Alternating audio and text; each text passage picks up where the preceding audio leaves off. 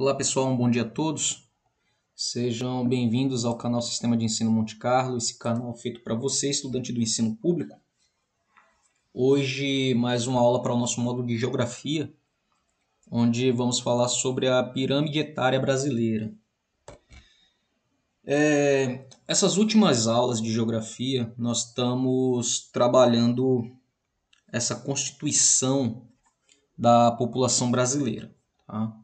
Então foram algumas aulas que nos trouxeram até aqui. E para não ficar repetitivo, não acabar falando coisas que eu já havia dito, dá uma passadinha na nossa playlist de geografia para revisão. A revisão dessa aula aqui estão nas 5 aulas anteriores, tá? Então, turma, nos últimos 60 anos, o Brasil passou por uma forte transição demográfica, com o aumento da expectativa de vida e a redução da taxa de fertilidade. Esse fenômeno já havia acontecido na Europa, onde as mudanças foram desencadeadas há muito tempo pelo advento da industrialização, e aos poucos, desde o início do século XIX, o número de filhos foi sendo reduzido, isso na Europa, aliás, até o ponto de tornar-se um problema no continente europeu. Só que no Brasil essa mudança ela foi brusca e não teve nenhum tipo de preparação, tá? Nas últimas 3 décadas, o Brasil registrou uma queda da taxa de natalidade, mais intensa do que a queda de mortalidade. Consequentemente, o índice de crescimento vegetativo caiu em média 2,5% ao ano, desde 1960. E essa drástica redução do índice de crescimento vegetativo alterou o perfil da pirâmide etária brasileira nessas últimas 6 décadas. Então essa aqui é a nossa pirâmide atual, onde você tem a pirâmide completamente invertida.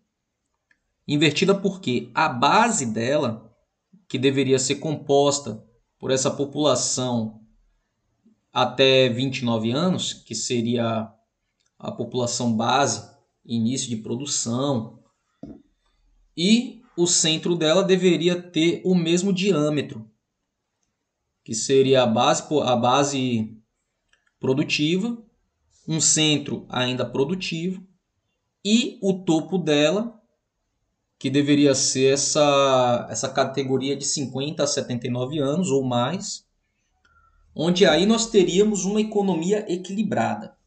Teríamos uma economia equilibrada, onde nós teríamos uma base sólida, uma base produtiva, e essa base produtiva para sustentar essa classe que ela estaria aposentada, né? Que geralmente entre os 50 aos 79 anos é o momento que a população está se preparando para sair do mercado de trabalho, devidamente aposentada e assegurada pelo sistema previdenciário. Então, o preocupante é que, com a inversão da pirâmide, você tem uma base não sólida, consequentemente, uma classe produtora também sem perspectiva. Sem perspectiva porque a categoria de aposentados ela é maior. E quem sustenta os aposentados, em teoria, né, são a classe trabalhadora. Esse recurso previdenciário que é recolhido na sua folha de pagamento é para manter essa categoria aqui aposentada. Não tem lógica alguma dizer isso, porque essa classe aqui que está aposentada, ela já contribuiu para adquirir esse direito. Só que o rombo previdenciário causado pela incompetência do governo é que causou todo esse desequilíbrio do sistema previdenciário brasileiro. Então, de transição a transição de governo, a preocupação maior é refazer os cálculos previdenciários, para que essa população que está aposentada ela continue tendo recursos e, consequentemente, a classe efetiva trabalhadora ela acaba tendo que trabalhar muito mais e suas aposentadorias elas estão automaticamente ameaçadas, já que a tendência é que haja menos pessoas trabalhando Quando eu digo menos pessoas trabalhando, são menos pessoas de carteira assinada, porque existe muito trabalho informal, existe muito trabalho autônomo. E como nós estamos no advento da internet, essas redes sociais que pagam, esses influenciadores sociais, essas pessoas do meio virtual, né, que recebem, elas não têm recolhimento em folha. Então elas não contribuem para o sistema previdenciário. Então, se elas não contribuem nem para manter uma classe que está aposentada, é uma classe da sociedade que ela não está se preparando para um futuro quando ela não tiver mais o perfil ou o requisito para competir no mundo virtual. Então, o futuro, no caso do Brasil como país emergente, ele é preocupante.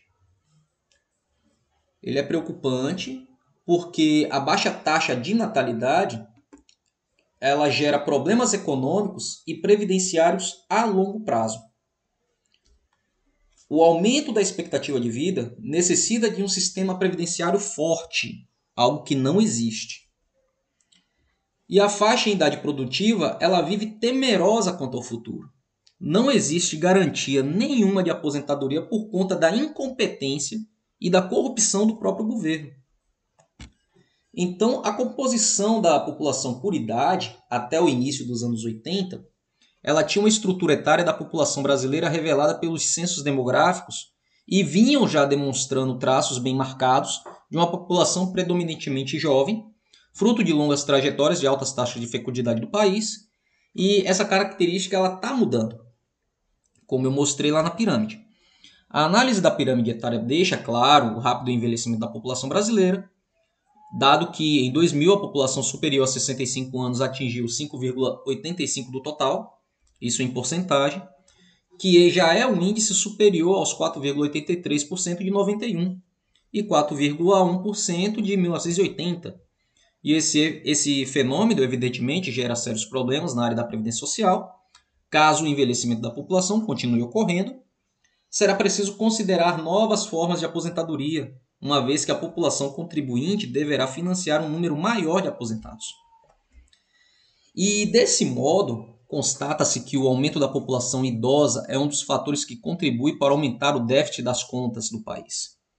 Como resultado, haverá maior endividamento e, portanto, um agravamento da crise econômica. Significa também dizer que haverá menos recursos públicos para serem destinados ao setor social, como saúde, educação, moradia, segurança, saneamento básico, transporte, o transporte coletivo, que ele já é caótico, ele vai chegar muito próximo ao sucateamento, o que evidentemente reproduzirá e agravará as condições de subdesenvolvimento do Brasil. Então isso é muito preocupante. É muito preocupante e se a nossa população ela não se esclarecer para mudar esse conceito público-administrativo do Brasil, as coisas tendem a ficar muito piores.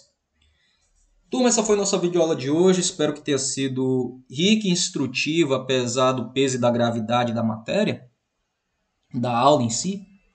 Mas a verdade ela precisa ser dita, pronunciada e divulgada. Tá? Fiquem todos bem, não esquece de deixar o seu like, de compartilhar os conteúdos, de se inscrever no canal. E até uma próxima.